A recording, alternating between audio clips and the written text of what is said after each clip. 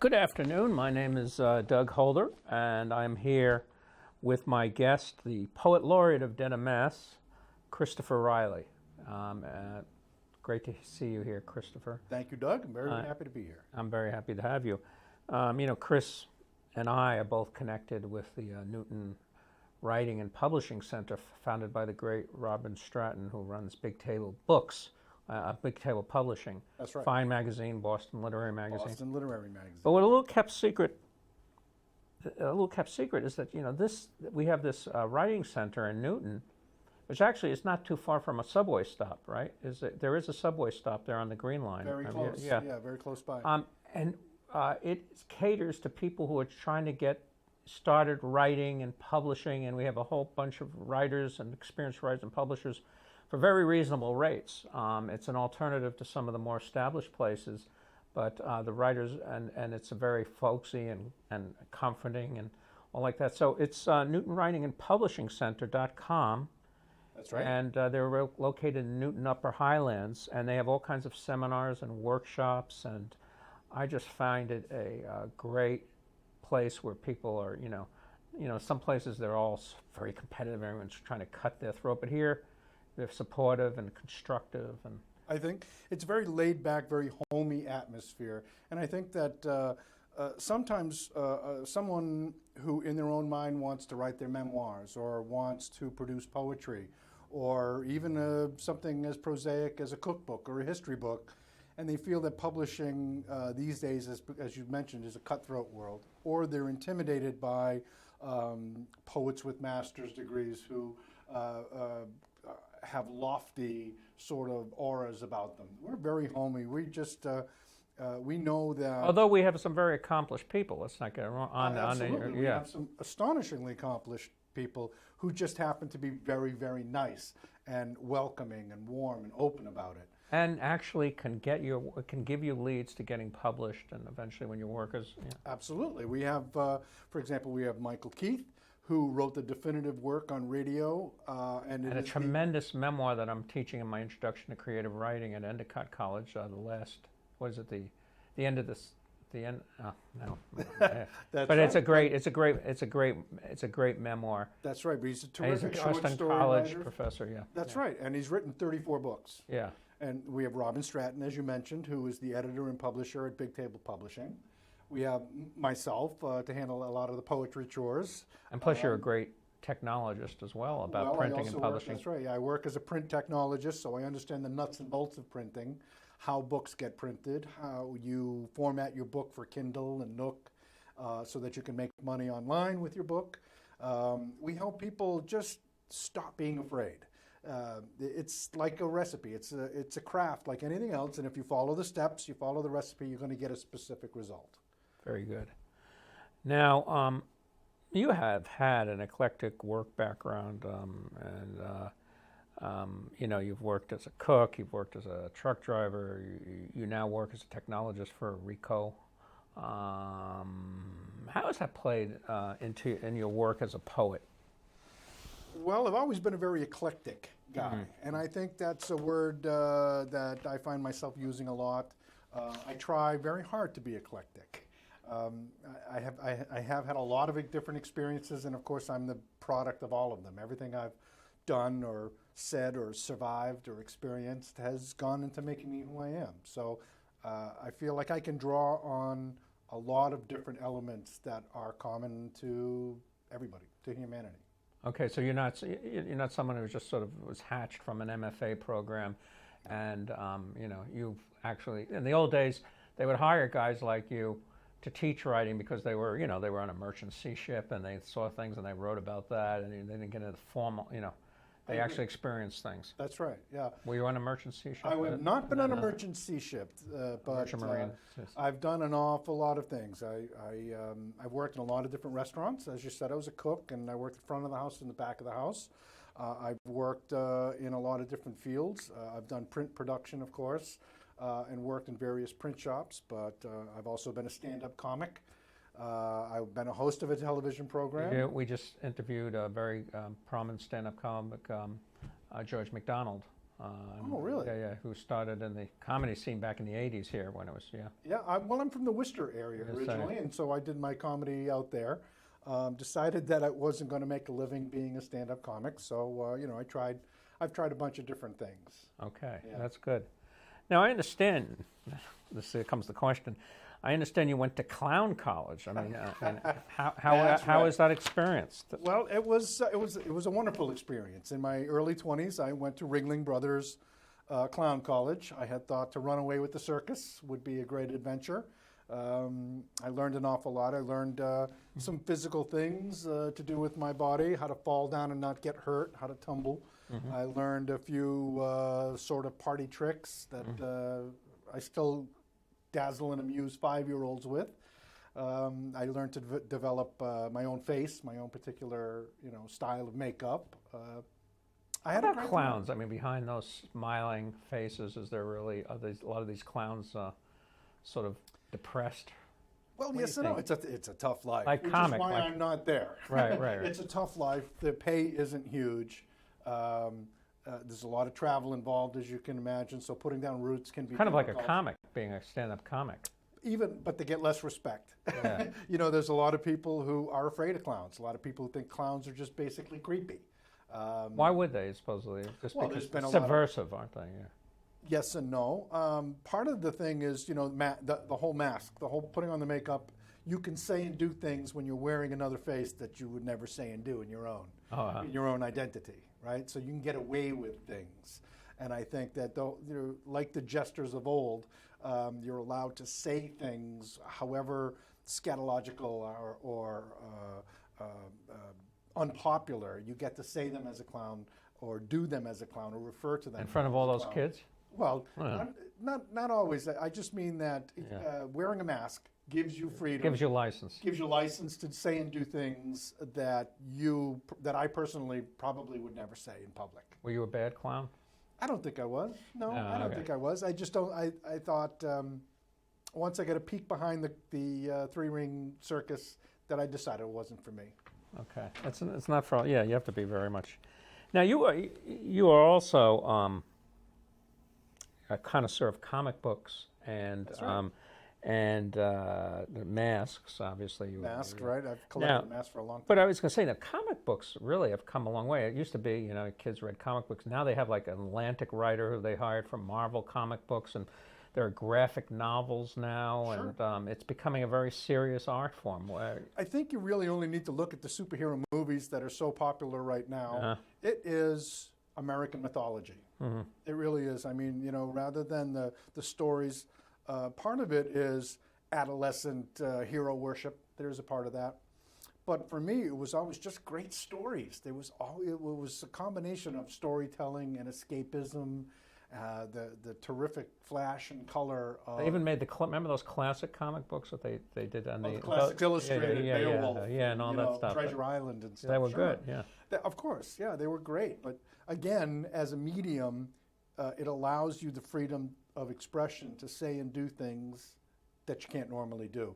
And one of the great things about the comics and those comic book movies that are out right now, it's not so much about having superpowers. It's not really all about the abilities. It's more about the outrageous circumstances that people find themselves in and how they deal with those circumstances. Okay, and graphically put out there. Sure, the pulp. It started really getting serious. I remember when it first came in, the Magnum stuff in Japan. Is that what it's called? Manga, right. Yeah. It's very popular now. There's a lot of shortcuts and visual shortcuts. Now look, it's a storytelling medium, okay? People have been telling stories as long as we've had language, sitting around the campfire telling stories. And a lot of the storytelling took on a very specific form, and they used very specific methods and meters so that the people who were sitting there listening knew that this was an important story, this was a truth-telling. And those forms developed into what we now call poetry. Using those particular forms and phrasing and pacing and timing, that let people know that this was something they should be paying attention to. And as I said, that developed into rhyme and meter and cadence, and some of the archaic language, what is now archaic language, was used specifically so that the listener knew this was something they needed to pay attention to. And I think the same thing holds true in comic books and graphic novels. By using this format and pacing and style, they're telling you something without telling you something, without saying it directly. Now, you developed this technology. Tell us about this. The book in time, print-on-demand workflow for Xerox, which eventually became the default system for Bertelsmann, the largest book printer in the world. Sure. Okay. The publishing world has gone through a lot of changes. And prior to print-on-demand, a publisher would print 10,000 copies of your book, or 100,000 if you're Stephen King. And then they would ship them out to bookstores for sale. And the bookstores who could not sell them tore the cover off, called it a remainder, and sent it back. Okay? Why would they tear the cover off? So that it can't be resold. Okay. Okay? So that the barcoding, and so that the particular book had been accounted for, the book that was sent out. And so they couldn't be sold again. They tear the covers off. However, these publishers end up with warehouses full of books that aren't moving. And so print on demand was intended to eliminate that. And so we figured out a way, Xerox figured out a way to develop a book that can be fed to a printer and bound, perfect bound, cut, trimmed, and popped out the other end in a low run. So instead of having to print 1,000 to make it profitable, you'd only have to print anywhere from 5 to 10. You can even print one. If you want. Can. Yeah. You can. You can absolutely only print one. And they thought, at the time, turn of the century, right around 2000, they thought that was going to be the definitive thing, that you'd be able to walk into a bookstore and see a kiosk and you could do that at the Harvard bookstore, yeah. Well, the idea was that you could type it, I want Treasure Island, and they could have a pre-mastered Treasure Island, and that order would then go to a printer in the back, it would churn it out, and then it would spit out the book. So the book didn't actually exist until you paid for it. And now Bertelsmann, which is the #1 book publisher on the planet, has adopted this methodology so that they don't need a warehouse full of books. They get orders for books, whether it's 5, 10, or 10,000 from a publisher or a bookstore directly, and then they print the books as needed. So they don't. How about other publishing companies? Are they doing that, like Random House? Random House and Little Brown, they go to Bertelsmann to print the books. I mean, they publish the Bertelsmann's books. a printer, right? They're a commercial printer that produces. So they don't have a press exclusively run like in the books. old days? Not like, no, they don't have a press run. There's a hybrid sort of thing going on in the business. Some do, some don't. But they don't, unless you're a guaranteed seller, unless you're James Patterson, unless you're Stephen King, they don't crank out tens of thousands of copies of a book because they don't want to waste the paper, the ink, the time, the storage space, the money. I've noticed that, years ago because we started using print-on-demand Lulu for a lot of our books, and people could confuse that. They say, well, Lulu is publishing it, but it's not. I mean, you're selecting the work, you're editing and all that. Lulu is printing it, rather than publishing. But a lot of complaints initially were that it looked cheap and the books didn't look finished. But now the books are much better quality. The technology has evolved over 16 years to the point where you can produce an elegant, perfect bound book in no time at all. The problem is that when the technology first developed and it became available, it became known as vanity printing. So nobody's going to print my book. It's an awful book. I've written a novel and it's just terrible. It's been passed by every publisher, so I can print it myself. I pay somebody to print it, and I can go to a printer and I can have 100 copies of my book made that I can hand out at a cocktail party. Yeah. And that's part of what gave self-publishing its negative impression. But now I notice there's a lot of publishers who will, they're very selective, but they will use that as a printing. It's right, exactly. It is a printing arm of the publisher. Yeah. And Big Table is a good example of that. Robin at Big Table is very particular about what she publishes. She's very particular about the quality. She's very particular, and then only when she has mastered a beautiful book does she send it off to be printed on demand. Okay. Yeah. Now, you're the art director of Big Table Books as well as the Newton Writing and That's right. what is it? I do all the covers. Yeah. So, I mean, how do you come about doing a cover for a book? I mean, how do you get the artistic vision or... Well, there's a lot of different ways. Sometimes the author of the book has very specific ideas. They provide an image that they'd like to see on the cover. But for the most part, what we like to do is give them some options. So we have a little discussion about what kind of image they're looking to convey in their book. Is it a thriller? Is it a comedy? Is it a mystery? Is it, what sort of tone they're looking to set? And so what we like to do is we like to give them some options. We provide 3, what we call comps. 3 comps, and they can choose, I like the font on that one, the color on that one, but the photo from that one, and then we'll try again. And we'll produce a proof, which then they can then tweak, adjust this, adjust that. When it's finally ready and the author has given their approval, it goes into production. Okay, and so you work closely with the author. You work. Yes. Yeah. Yes. Yeah. Okay, and Breathing for Clouds, which is is that your latest book? It's my latest collection. Okay, and you have another one coming out. Fiction. I'm in the middle of writing my very first novel. Oh, okay. I'm more than halfway done. But this was published by Big Table, right? Yes. There's a Big Table Publishing. Oh, let me get it. Yeah, there you go. There you hold it up there. Yeah. Okay. Breathing for Clouds. Breathing for Clouds. And as you can see, clouds. Okay. It was a very easy book to design. Why is that? Clouds. I just needed a significant picture of clouds. I mean, the name itself just lent itself to an easily. to an easy thing. All right. So, by the way, if you wanted to publish a book with Big Table Publishing, is it a complicated process? What would you do? No. First of all, contact Big Table. They have a reading submission period, and they go through quite a number of books. But if in fact they decide that they want to publish you, it's really a very straightforward process. The editorial process, I don't stick my nose into very much. It's not something that I get involved with.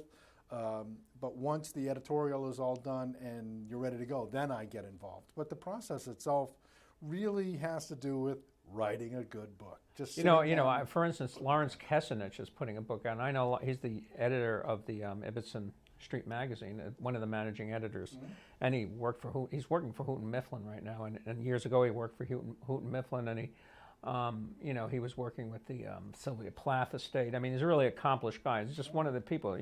Tim Gager. Right. I saw both of them last Sunday. Right, Timothy Gager, who's published so many books and has done so much in the literary. 11th book now. Yeah, and then there's the professor at Pine Manor. Her name, I should know. Jean. I know her name. Jennifer Jean. Jennifer Jean, right? Jennifer Jean has had a collection published, and a lot of really. She's taught at Salem State University, and she's involved with the Mass Poetry Festival. So there are a lot of people, really quality people. So you'd be lucky if you'd be in there. I had a book published there. Yes, you Portrait did. of an Artist as a young poser. Pointillism. I love it. Yeah, thank you. So you got about 11 minutes. I want you just to read from your new book. Again, tell us the title and where can it be ordered. Well, it's called Breathing for Clouds. And, of course, it's available on Amazon.com or directly through BigTablePublishing.com. Or you can contact me directly for an autographed copy at c.reilley at USA.com. I'd be happy to give you an autographed copy. But it's different in that it is poems, prose, and essays, as well as some short fiction. And I mentioned the word eclectic before. Well, it's a very active attempt to be eclectic. As the title poem suggests, I hope that somewhere, somewhen, somebody is going to read these words within here and they will have a sort of connection in that time and space to me. So that's my hope. Okay. I feel that rhyming poetry doesn't get enough respect. We've been rhyming for 6,000 years, but only in the past 70 years or so has free verse taken over. And Walt Whitman said writing free verse is like playing tennis with the net. Robert Frost said that. Oh, Robert Frost. Thank you very much. My mistake. Because Whitman was a great lover of free verse. Yeah. Then I definitely don't want to attribute it to the wrong person. Yeah. But when I first got into poetry, as a problem solver by nature, as a puzzle maker by nature, I was fascinated with forms. And so everything from limericks to pantoums to villanelles, getting the meter right. Some people say that, I'm open to anything that's good. Like, when I'm shaving, and if I cut myself with a razor, as Auden said, then it's a good poem. It'll either be rhyming or not. I find in my own practice of poetry that sometimes, some people fall in the trap of trying, the rhyme takes precedent over the poem. Absolutely. And so that's a problem. But well, let me start with Breathing for Clouds, the title poem. I throw my heart up into the sky, honest joy, pinwheeling on errant breeze.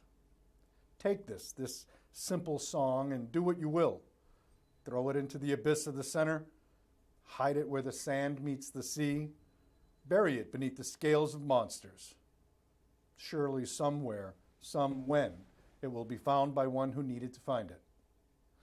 It will be measured, wondered about, recited. Perhaps a high note might stun a pragmatist, or maybe the low throb of its rhythm will find a gaunt heart to give its warmth to. But mark me well, O gentle reader, one fine day, when the world least expects it, the love that is crafted in this simple voice will spin and whirl, dip and dive, breathing for clouds. One whose world needed exactly this voice to set it free will slap life with fevered palm and be its master. great. Continue. All right, let's see.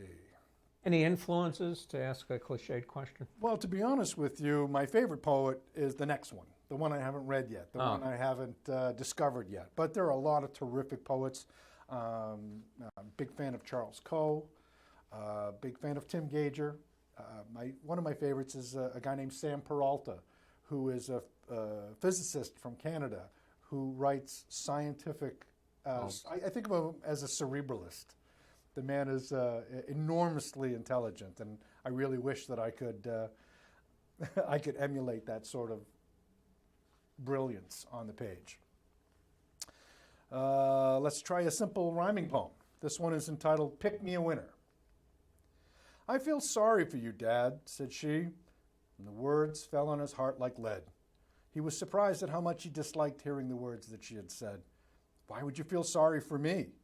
His surprise was evident in his voice. Because you don't have any sons. You've got daughters. You had no choice. Well, he looked at her, this gorgeous girl, and he just leaned over and kissed her. I could not have asked for better kids than I got with you and your sister. He smiled at her the way dads do. This child he could not help but adore. You're both everything I've ever dreamt. You're all of this and much, much more. I know that, Dad. You always say that. And she hugged him extra tight. And then she looked at him with big brown eyes and said, but you still wanted sons, right? Not anymore, he said to his girl. I know I will have them someday. When you and your sister get married, I'll get me 2 sons that way. So my sons are sort of in your hands. He smiled again and held her tight. So do me a favor, make a wise choice. Pick me a winner, all right? That one came about from a conversation I had, a very similar conversation I had with my daughter. For obvious reasons. Yeah, right. Yeah. How old's your daughter now? I have 2 daughters, 14 and 18. Oh, wow. I know. I'm very proud of them. I could fill all my available time bragging on my girls. They're both pretty amazing. Great. I'm sure you're a great father, too. I have a lot of fun being a father. Yeah. Oh, and here's an appropriate poem called Poets Starve, which I'm sure you can relate to. In a world where knowledge is the new currency, poets starve. We offer words, thornless and long-stemmed, hoping for them to bloom within you. They thirst and desiccate unless you nourish them so that they might thrive into circumference. Poverty is a poem that dies just after you decide not to read it. And we bleed for each one, willing to pay the price for those few pressed into the book of your life. If you knew what I meant before you read what I wrote, you have doomed me to dust. Food for thought. Food for thought. Absolutely. Let me see. One more rhyming poem here. It's all right, whatever you want. Well, I love rhymes. There's nothing wrong with think that I definitely. I interviewed the master of rhyme, very accomplished poet for many years, X.J. Kennedy. I'm a big Yeah. fan of his. I should have mentioned his name. He is both witty and warm and rhymes on a regular basis. And he makes no apologies. Good for him. This one is called The Evolution of Medicine. 20 years ago, medicine was far from astute. If you were sick, your neighbors said, "Here, eat this root." 1,000 years after, religion supplanted health care. That root is heathen. To be well, say this prayer. A few centuries later, alchemy was the grand notion. That prayer is heathen. Here, drink this potion. And then soon after, science knew what made you ill. That potion is mere snake oil. Here, take this pill. Not long ago, dispensing medicine became robotic. That pill is ineffective. Here, take this antibiotic. And now chemicals are the enemy. Nature's healing beyond refute. That antibiotic is artificial. Here, eat this root. Very ironic. Yeah, things have definitely come full circle. Absolutely. Oops. Let's see. Still have 4 minutes. I still have 4 minutes. Let's see. Here's one that is called lexeme versus delineation, and it is about the age-old argument of words versus pictures. Okay. In this corner, in the black and white, lexeme, descriptive, sometimes sharp, and always telling a tale. And in the opposite corner, in every color, delineation, worth 1,000 lexeme, except the exactly right words. Those come on their own. The crowd draws ringside with fever. The titans within square off, each sizing up weakness, hiding flaws, ducking and weaving. Delineation lands a devastating opening blow with formal concepts of composition.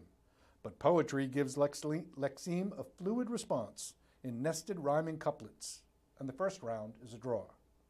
Lexeme comes back with a flurry, driving delineation to the ropes, with hundreds of names for color: magenta, puce, teal, salmon, and mauve. These catch delineation a brutal assault, but he rallies, blending the tones, and catches a desert sunset while doing so, and the judges award the second round to delineation. In a rage, Lexeme hurls invective, cursing in several languages. With local idiom and inventive disgust, he shreds the dignity of delineation, and others like him with a withering stream of hate. Delineation responds with a swastika. Round 3 goes to delineation. Delineation plays to the crowd, toys with lexeme, uses lexeme as art motif.